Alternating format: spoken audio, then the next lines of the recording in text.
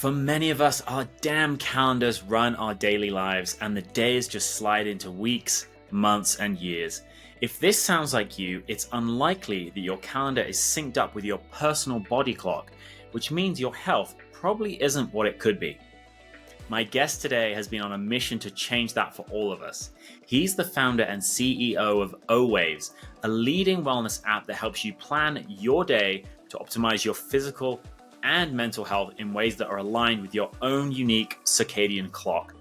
He's combined his medical training with a passion for entrepreneurship to develop digital tools that can accelerate preventative health for both consumers and clinical patients. And he's here to tell us how he did it. This is the Discovery Arc podcast. I am Drew Douglin, and today let us welcome Royan Kamyar. I wanted to know what your interests kind of were growing up, and if you had any sort of stories where you had that entrepreneurial flair and an eye to becoming involved in sort of business. I always wanted to be an entrepreneur. I always kind of saw myself in the business world, but I grew up in a family full of physicians. So it was kind of hard to envision a path where I did not go to med school and, frankly, didn't piss off my parents. So I kind of had to check that box along the way. But while I was doing that, the kind of obvious thought occurred to me that, hey, I could start a business in medicine, a health-related business. And I started thinking that way when I got to college. It was kind of around, a huge biotech boom going on in the Bay Area. Genentech had basically, it was the early days of a lot of these companies, and they were really taking off. And I always thought it was going to be in drug delivery, medical devices, genetic stem cells, were and still are kind of these hot spots of what was new and around the corner. It wasn't until my medical intern year where I really kind of felt the need around prevention. And so kind of going through the motions, myself as a medical, resident at the time, just the kind of ancient hypocrisy in medicine that, we kind of tell patients what to do, but don't always embody that ourselves. And so that's kind of when, I guess the specific sort of niche trajectory of kind of bridging entrepreneurship with preventive health specifically came to light for me. But yeah, I guess I always wanted to go into business, but I kind of had to check this medical box along the way. And then some way, at some point it said, oh, I can merge these two. And that's kind of how I got here. It's funny because I have spoken to a lot of folks who ended up following that path, and depending on culture, it's like they felt that pressure from their family to go into medicine. It seemed like that or being a lawyer is kind of like the main path. Maybe an engineer. What did they say when you thought, okay, well, I'm now actually going to merge my medical degree with my previous interest? No one believed me. I think everyone was kind of hoping that, by the time you finish 4 years of med school, let alone, do an intern year and get your feet inside of a residency program, that you just go ahead and, accept the default pathway of becoming a physician. So I had a lot of attendings and, colleagues that were kind of, looking at me quizzically. But fortunately, I also had some that were supportive and kind of saw, the need. Critically, one advisor at Berkeley, specifically Terrence Layton was my advisor there. And he basically saw this convergence of, sort of business and biotech, and really encouraged me down this MD MBA combined degree pathway. And then, in medical school, it's few and far between, but fortunately one of the deans of our internal medicine department at Baylor College of Medicine, where I went to medical school, he was also, surprisingly supportive, and later on got his own law degree. And so now he's, kind of blending law and medicine. And basically, when I started this pathway, there's probably a handful, 5 to 10 MD, MBA combined degree programs. Now there's over 30, like most major schools that have a medical school and a business school on the same campus or in the same system are merging, at least some level of curriculum. And so I just kind of got lucky that, I sort of fell into this path, early, and now I think it's becoming a lot more popular. But geez, they just kept hoping it would go away, my parents especially. But, I eventually just made the full plunge into a full-time MBA program just to kind of leave no doubt in anyone's mind, including my own, that this was the new path I was going on. But yeah, they were Yeah. reluctant to accept, what was Yeah. happening. And it was so interesting that you were already thinking about prevention, because I feel like, now with different devices, creator economy, like there's just so much out there on, lifestyle stuff. And so it seems very forward thinking. So when did you know you wanted to actually work on sort of web and sort of mobile based applications in medicine? Well, so there's kind of two different things in terms of prevention as an interest, and then kind of the web, mobile, devices, or wearable health as a field. I think the prevention side came, actually, I got my first touch during med school, and then probably most heavily during my medical intern year, which I alluded to, kind of that facing the ultimate hypocrisy in medicine, where physicians just don't take good care of themselves. But it was actually my second year of medical school that Dean Ornish, who's kind of considered the founder, or godfather of lifestyle medicine, spoke. It was actually not elective, and I remember I wasn't even enrolled in that elective, but he had such a buzz. He had actually graduated from Baylor. That's where he did medical school. And there was such a buzz around his talk and his visit that I just went. It was kind of standing room only, and this is back in. I graduated in '06. I think this was my second year, so I want to say '03 or '04. And essentially his message just totally hit home in terms of the basics of prevention. His formula is exercise, nutrition, stress management, so meditation, yoga, things like that, and relationships. And he was like, if you do these four things, you can actually, guess what, treat a lot of chronic disease. A lot of his original work was in heart disease, and then eventually diabetes. And then not only that, but you could prevent. And then he later published studies that argued you could reverse a lot of these chronic diseases, which was kind of like not really thought to be possible, that you could actually reverse heart disease. And so, it resonated, but it was really my medical intern year that, again, solidified my interest in prevention. And then I only later became aware that the American College of Lifestyle Medicine, for example, existed, and it was really based off of Dean Ornish's work. And that their membership is just kind of growing. I want to say, exponentially, but let's just say in very large numbers year over year. So that was kind of the prevention and lifestyle side.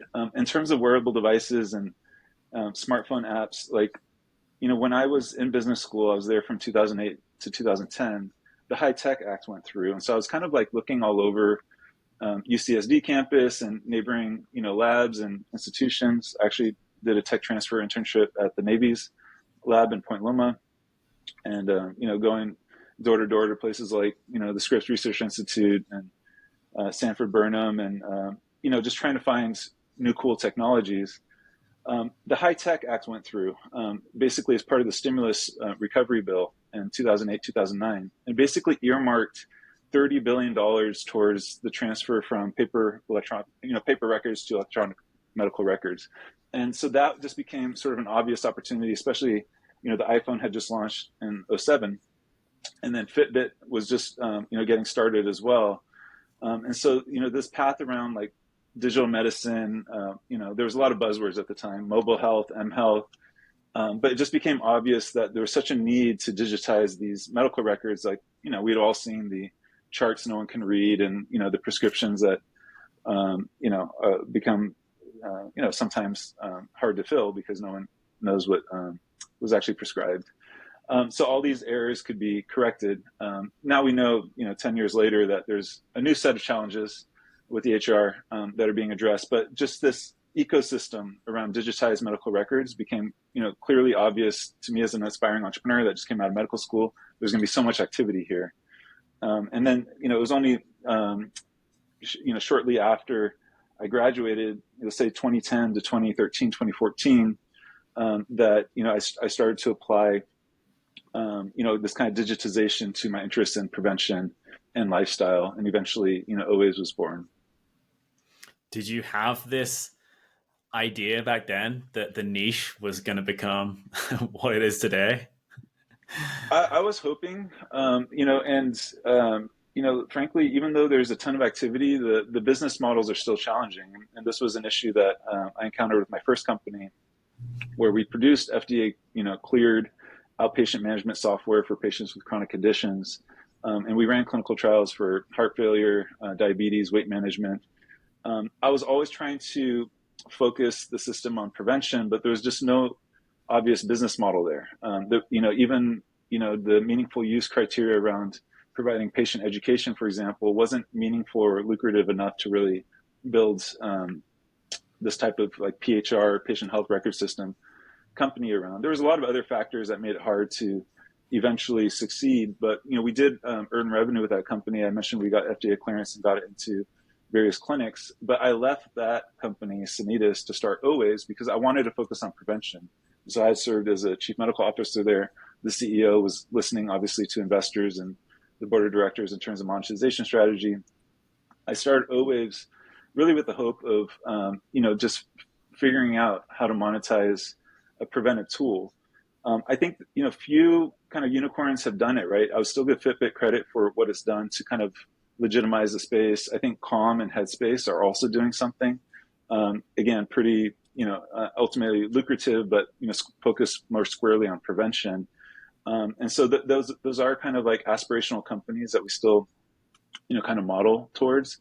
But I think where we've come is, really looking at how we get our system into clinics, because I think that's just how the healthcare system is built, is to reimburse around ultimately disease management. So as much as we want to promote, positive health as like these tangible outcomes that should ultimately be monetized, the healthcare system as it is today is not set up to reimburse that. And so we kind of have to adapt to the realities of what is getting reimbursed. And that's kind of how we landed on our current strategy, which is more around digital therapeutics and marrying with perhaps adjunctively with certain medications, but specifically focusing on mental health. And whereas before we would have loved to target outcomes like, flourishing or resilience or, all these other kind of like, sort of self-optimization type of outcomes, that's not what, insurance companies will pay for. So I think realistically, we're going to have to target things like mood outcomes and conditions like depression, anxiety, ADHD. So we won't give up on these kind of like long-term aspirational values around how you actually create software that helps healthy people optimize. But it's just not the easiest monetization pathway, frankly. And so we kind of have to adapt to what's really going on in healthcare. Yeah, totally. It's a tricky business environment. We'll talk about sort of the features of Owaves in a second, but it's centered on circadian rhythms, right? The body's biological clock. And I feel like the Nobel Prize was really sort of a great catalyst in 2017 for putting circadian biology on the map. But you were sort of, again, way ahead of the curve here. So what got you interested in biological rhythms, and why did you decide to focus on this as opposed to, for example, like the meditation or maybe sort of exercise-based tooling? I was lucky to fall into the Circadian Rhythm Journal Club on campus at UCSD. And so that's kind of how I first found out about it. And it was kind of, I was applying it for myself because I was kind of shocked that there was this whole body of science around circadian rhythms that I literally got 2 days of education around during medical school, right? It was like sleep-wake cycle and that's it. And so when I started going to these journal club meetings and realizing how deep the science went, pre-Nobel Prize, when, people I respect were still considering it a woo-woo science, frankly. I was just, again, shocked. And then I was also frustrated that the only people actually acting on the science or embodying it or taking advantage of it were like these elite athletes or, kind of special operations, like, all these like people who are doing physiological optimization for their jobs. And they might not even know the term circadian rhythm. They just know that they perform, well at certain times. Olympic medals or Olympic records are broken at certain times a day. Performance. There's just so much steeped into the coaching around athletes that they're just savvy to the effects of jet lag, et cetera. But it wasn't really a popular science. It wasn't really translated for the masses, so to speak. So originally, I was just actually applying it to myself, and this kind of goes into how Owaves was born. It was actually first just applying kind of these lifestyle medicine principles to my own personal calendar, and realizing Google Calendar and Outlook calendar weren't cutting it, right? They didn't allow me to schedule 8 hours of sleep. It wasn't built or designed for something like that, when I knew that was kind of a critical way to spend, one third of your day. And so you want to think about, your optimal sleep times and, wake up times. And then when I kind of learned about the circadian rhythm field, let's say, it's not just what you do, but it's when you do that matters, right? So like if you get 8 hours of sleep, but it's in the middle of the day, you're clearly not going to benefit from, those types of outcomes. But it doesn't just apply to sleep. There's actually, as you know, a lot that applies to nutrition intake, your eating window, right? And the same can be said for, your exercise routine. I think you've actually published papers on this, or your lab has, that, when you work out can have implications for risk of injury, or again, coming back to peak performance, if that's an outcome that matters to you, or, gain in muscle strength, et cetera. So that's when it became exciting, because it was like, okay, I know that there's this simplistic formula from lifestyle medicine in terms of what I need to do within my 24-hour day. But now there's this growing body of science, which shows that, how you place these puzzle activities, right, within your 24-hour, we call O, or, day or circle. Obviously we have the visual UI that we kind of play around with, and it does feel like a puzzle or game. But like how you kind of rotate or structure and ultimately organize this pattern of activities that fills up your 24-hour day matters. And, you can only learn what's best for you by testing and optimizing, right? There's going to be a feedback loop around that. And that's when I realized that this would be an ongoing process. And what's exciting about circadian rhythms is like, it's not all, known. Like this is still a growing body of science where we can actually learn, on an N equals 1 level, like what works best for us, and start adapting and optimizing accordingly. So it's exciting. Yeah, definitely. Yeah, I think I was reading a article about you and Owaves, and it was referring to, I think, you as a medical resident working like 80-hour weeks, thinking, gosh, there's got to be a way to like optimize this. This is so unhealthy. Yeah. In the inception of Owaves. You probably know Matthew Walker, or like I'm sure Yep. you're aware of his work, and so like it was from him and Why We Sleep, right, where I kind of realized where this physician culture comes from, in terms of the 80, 100-hour work weeks, and like you can't pretend to be tired, right, or take like a regular lunch break, because it just kind of breaks ranks with like everyone you're surrounded by, in terms of the bravado of just like sticking it out, and those are the best residents that can perform under pressure for eons of time. Fair enough. But that culture actually started with, I guess it's one of the big 4 surgeons from Johns Hopkins. And again, this is straight out of Matthew Walker's book. And I'm very curious to read more about the history behind this, but I guess it's William Denstead. I have to confirm the name, but basically he was one of the founding physicians at Johns Hopkins, and started their surgery residency program. And he was researching local anesthetics, as the story goes. Again, this is through Matt Walker, is a very credible scientist at Berkeley. And, so he was researching local anesthetics, lidocaine derivatives. I think, the precursor might have been cocaine. And so long story short, he was addicted to cocaine, and he was starting the first surgical residency at Johns Hopkins. And so he was on the go. And so he had all his students basically keeping pace with him. And that's where this kind of, at least the story goes, this kind of culture of like always on, super intense. Like the guy who started the first surgical residency program in the United States was a cocaine addict, is really what it comes down to. And there's like actually a sad sequela to the story, where eventually he was getting, therapy, rehab for his cocaine addiction, and eventually became addicted to opiates. And so there's like so anyways, the point is like, we had a kind of ironic start to sort of the medical culture. And I think it just hasn't gone away, and there's still like this debate that you get from, I hate to say it, but kind of the old timey, sort of, doctors are like, oh, there's a Wall Street Journal article just recently about this, about like, burnouts for wussies type of stuff. And it's just not true. Like we know that those doctors, I can tell you, from first person experience, like there's a lot of disproportionate amounts of depression, sadly suicide, drug addiction, And so a lot of it is just this bravado that kind of carries on, and just takes, generations to change, to kind of really get to what should be an appropriate culture for health, right? Which is the people who are out there taking care of you and telling you how to get better should follow their own advice to some reasonable degree. ACLM just had their most recent symposium in Orlando, and I wasn't there, but I kind of followed closely on social media. I had a little bit of FOMO, so I'll probably be out there for the next one, which I think is in Dallas next year.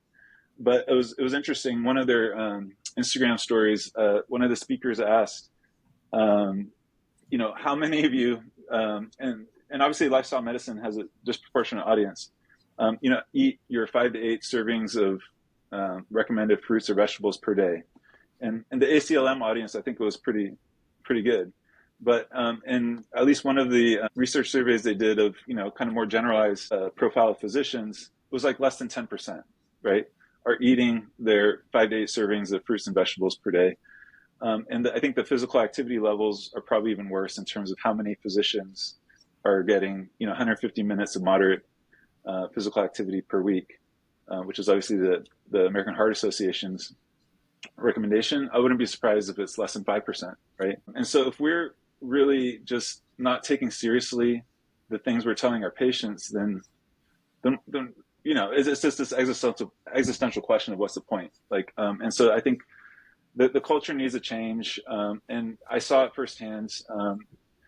I can tell you more anecdotes about it, but it was just completely obvious to me that the change wasn't happening from within the physician community.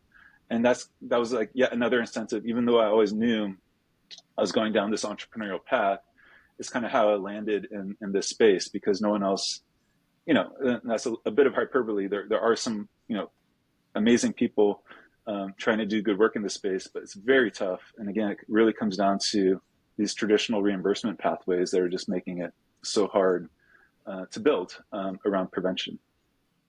Yeah, absolutely. I mean, we got to lead by example, and yeah, cocaine does not strike me as a good long-term strategy for productivity. But I love those stories of those people call them sort of historical arsonists, right? Those individuals that just seem to shape what we now take as kind of the legacy norms, whether it's Henry Ford with the work week, and that's just a fascinating story. And yeah, Matt Walker, great podcast voice too. He's what I'm trying to emulate here. I forgot he has one. Should I look up the name? Yeah. All right, so then let's jump into Owaves. So Okay. yeah, what is it? How does it work? You alluded to a bit of it, but yeah, give us the rundown. It's Halstead. I don't know if you want to know, but William Halstead is the Halstead surgeon. Okay. Yeah. Owaves. So yeah, I mean, basically, calendars suck. They're a terrible way to run your life, and sometimes they fill up with things that you'd rather not do with your time, but you end up just sort of like falling in to whatever is sort of by default filling up your day on these existing calendaring systems that just don't care and don't take into account human health. Let's face it, like they were made for productivity, but they didn't have a biological organism, I think, at the center.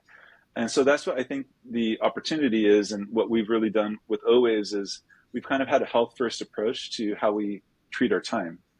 And so I would even go so far as to say that, the real ambition of Owaves is to create a new way of modern timekeeping that actually takes circadian biology into account.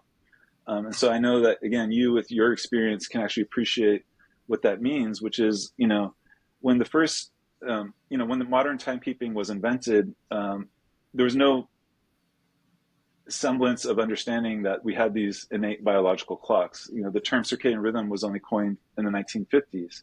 And yet now we have on our wrists, processing powers greater than the first spaceships that took man to the moon. Essentially, they're always on, right? And tracking, important biometrics.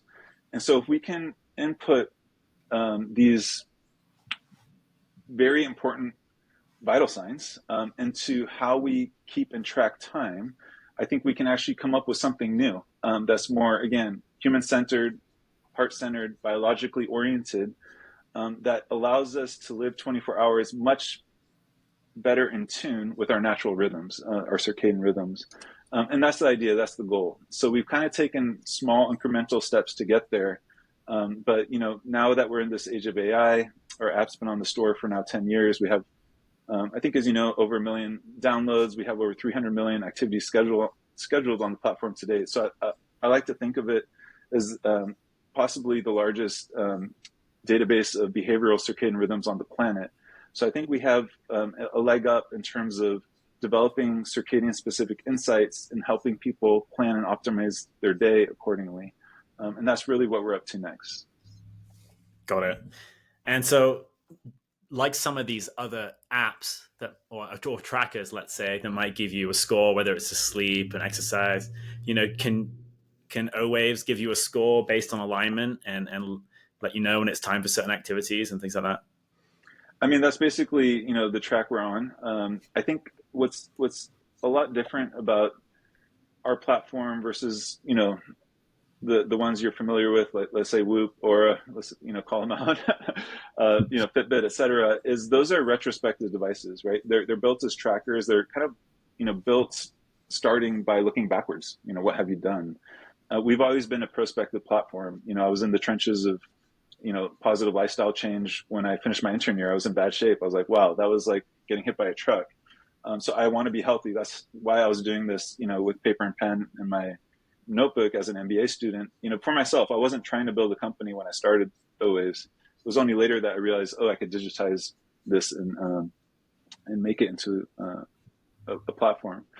But basically, we're a prospective platform. If you're actually in the trenches of positive lifestyle change, which usually happens, let's face it, after shit happens, so people after a heart attack, they finally take their health seriously. People after, really going through, a tough time, getting some sort of diagnosis that's, concerning or life-threatening.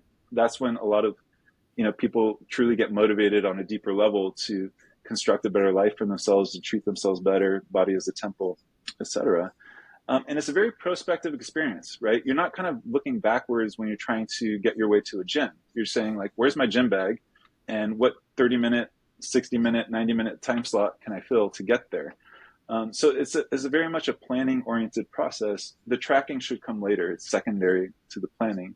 And so I think, again, like we kind of, I think, have the first best step in this direction for actually guiding people to a better lifestyle, because I didn't mention before, and we kind of kept tight lip on because it's a very competitive marketplace. But I think the key insight behind Owaves that you just don't see popularized yet, but I think it will be as time goes on, is that these 5 lifestyle vital signs I mentioned have a very fundamental common denominator, which is time. Right? Unless you schedule the hours and minutes to exercise, it doesn't happen. Right? Same is true for sleep. Same is true for meal plans, etc. The common denominator behind all these healthy lifestyle activities is time. And then once you realize that, your schedule and how you plan it and how you coordinate that matters. The beautiful thing about pursuing time as an ultimate metric or ultimate vital sign, if you will, is that it's a very much more common and lay-friendly terminology from which to approach positive lifestyle change, right? Everything in the past based on all these other trackers is like, what is your HRV? What is your number of steps per day? I love Aura. I'm a user, but I get overloaded by their dashboard. And, Apple Health, same thing. It's just like clearly TMI. And so what is the benefit if a patient comes in with high blood pressure and you say, okay, you need to drop your systolic blood pressure by 15 millimeters of mercury? Okay, thanks. I'll get right on that, right? But no, what you're really trying to say, let's translate pretty much all these major chronic disease categories into a simple equation. You need to spend more time exercising, hours and minutes. You need to eat in a time-restricted manner, right? We can both advocate for that, hours and minutes. You need to get your 7 to 9 hours of sleep, hours and minutes. So let's simplify it. We're going to improve the way you plan your time. We're going to center it around health, self-help, taking care of yourself. And that's really what matters. And then again, the tracking is secondary to that. I love that. So much more intuitive and consumer focused, as opposed to these abstract measures. It's like, well, what does my day actually look like? So, let's just, go with that for certain activities that are going to be more favorable to my health. Thanks. Yeah, I mean, I think it's a pretty simple insight once you make it. But again, I think there's just so much noise, right? Like everyone's still trying to throw the kitchen sink in terms of, technology and measuring, things that we can't measure yet. Now we have like skin conductance is like getting popularized and, the whole nine yards, which is great. Like, let's get more data and see what we can do with it. But at the end of the day, let's get all your genome and epigenome and microbiome data and say, oh, guess what? With all your Bacteroides and E. coli differentials, we want you to eat more vegetables. Oh, geez, wow. Okay, I didn't think about that. Yeah, diversify your diet. Okay, got it. So back to lifestyle vital signs all over again.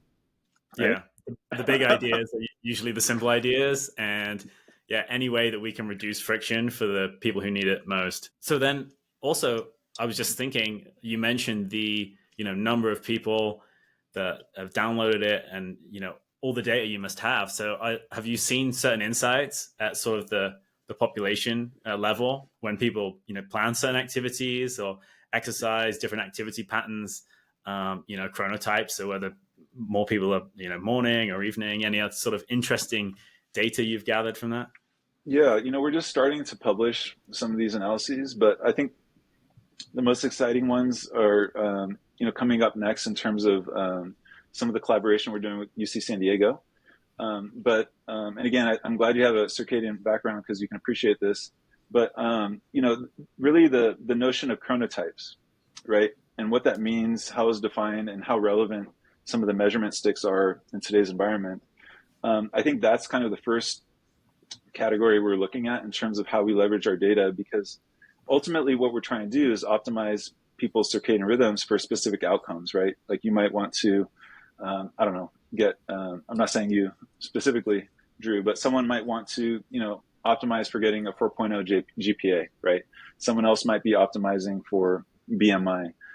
That being said, I think the best baseline or platform with which to optimize them, to optimize towards the chosen outcome, given this kind of time-centric view of, let's say the universe of our biology, is through understanding their baseline chronotype, their predisposition.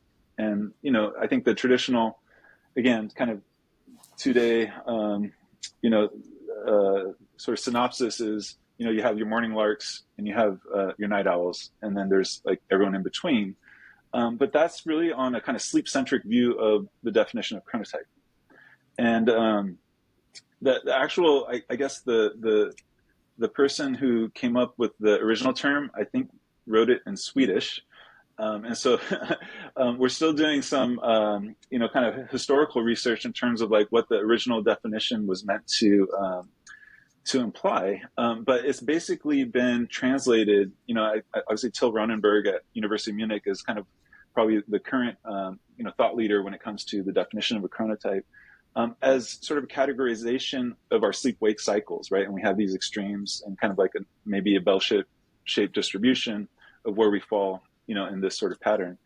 But what our data is showing is that someone who might be a quote-unquote morning lark as it relates to their sleep may not be a morning lark as it relates to their meal pattern, right? Or even their exercise predisposition or exercise pattern. And so there's actually different chronotypes for different behaviors, which frankly complicates things a lot in terms of like trying to use that as sort of a baseline skeleton with which to optimize for, but then also is very enlightening in terms of like how to even approach this, where each specific behavior might have its own unique rhythm that doesn't neatly cluster into the standard definition of a sleep-wake based chronotype. And so that's essentially a redefinition of the keyword chronotype, which, as you know, for the circadian field is kind of a big deal. So I'm letting Ben Smar, who's our courageous PI leading these studies, pick up that conversation. I actually think he's presenting our early findings today to Till Ronenberg, believe it or not.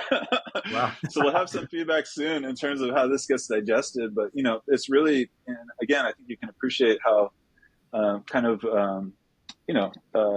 novel that is for what people usually interpret to be chronotype and how singular and neat it used to be versus where it needs to go based on these multimodal inputs that we're getting.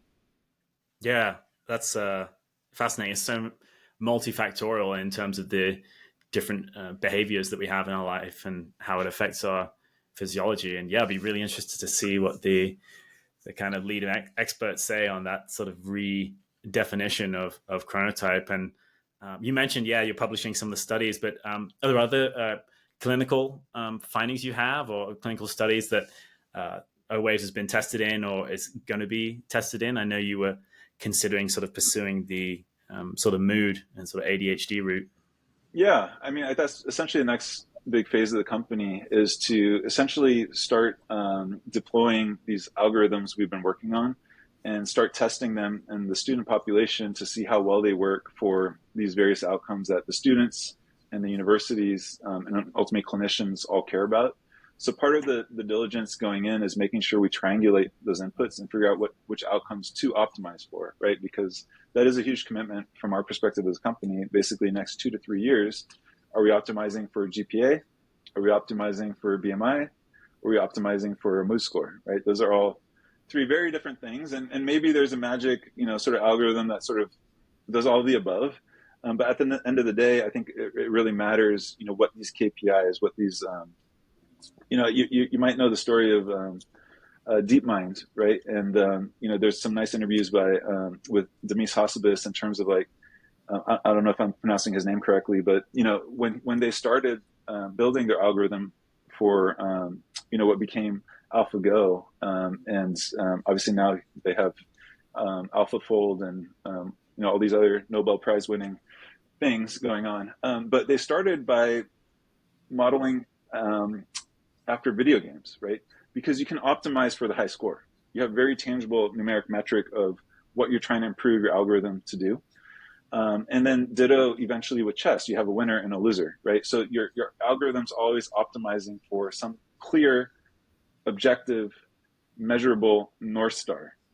One of the challenges, I see as a healthcare company is what is that singular metric you're optimizing for? If you're Aura and you're coming out as a clear sleep tracker and you're optimizing for sleep, great, so be it.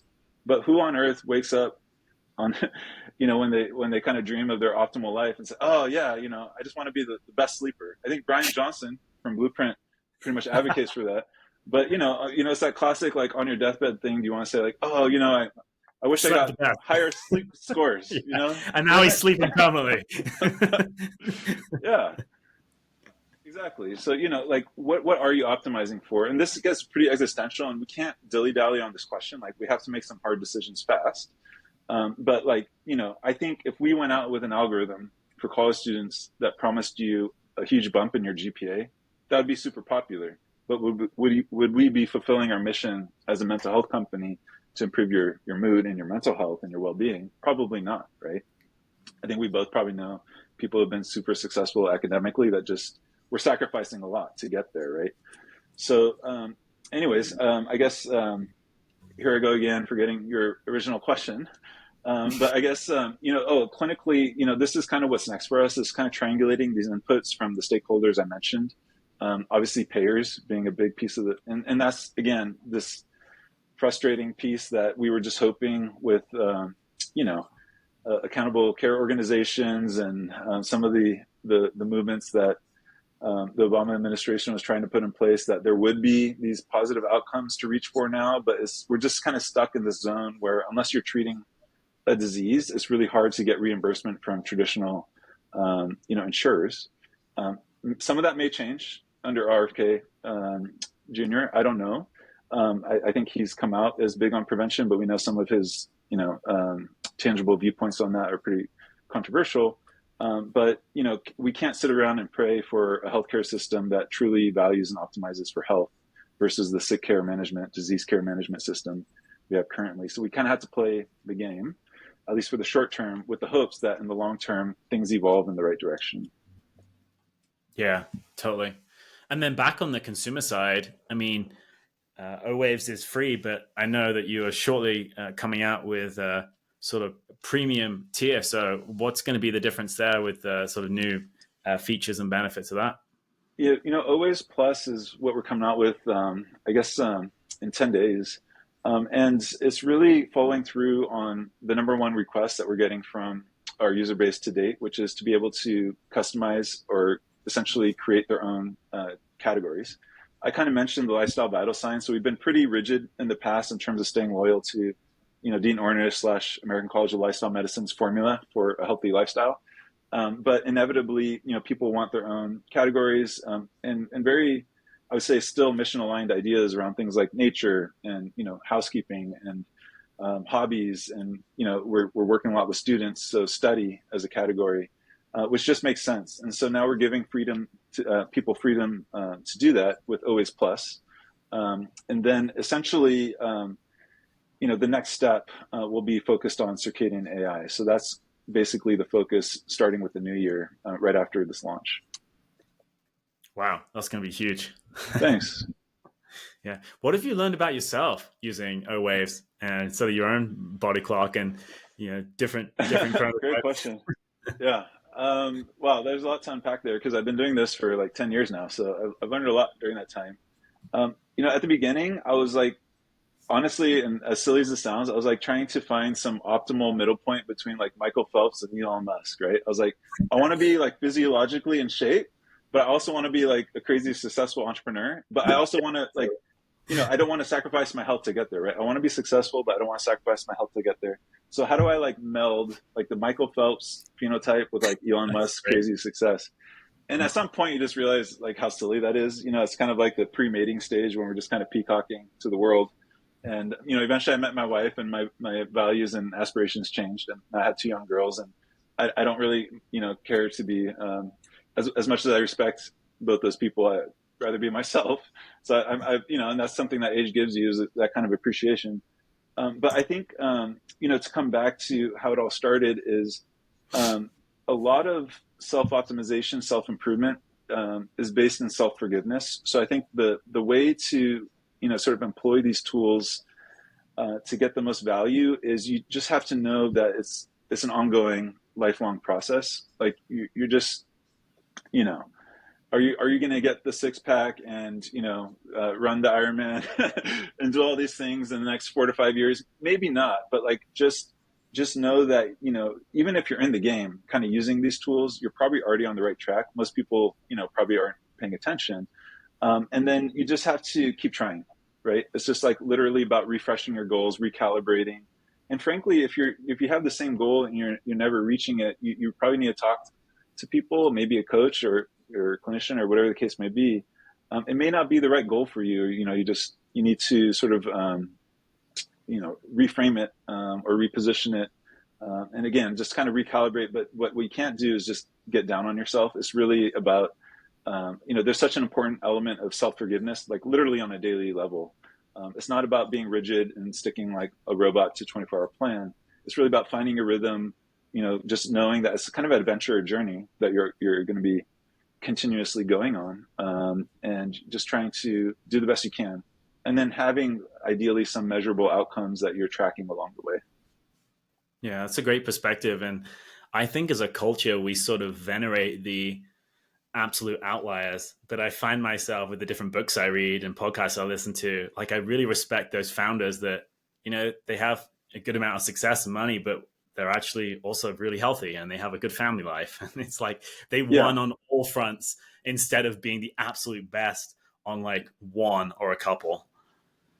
That's the thing is, and you mentioned, just reading about these people and their lives, like it's very eye-opening. That's definitely something that I've taken kind of very seriously since I guess the last 4 or 5 years is trying to learn a lot from other people's journeys.